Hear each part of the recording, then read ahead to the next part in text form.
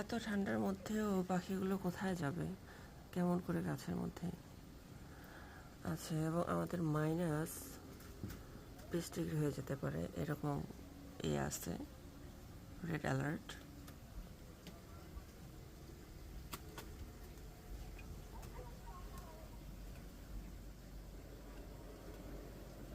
আর এই সময় রাস্তায় গাড়ি প্রচুর চলে।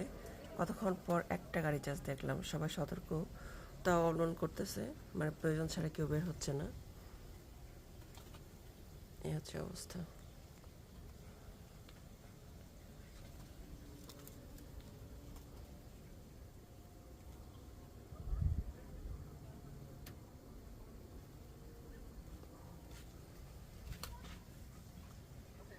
এখানে দেখাই, এই যে কত ইঞ্চি জমে গেছে, বলছে 13 ইঞ্চির মতো জমবে।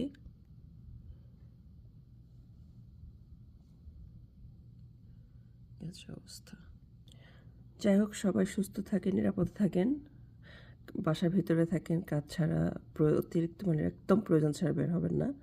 রাস্তাঘাটের অবস্থা খুবই খারাপ। আল্লাহ সবাইকে হেফাজত করুক। আল্লাহ হাফেজ। আসসালামু আলাইকুম।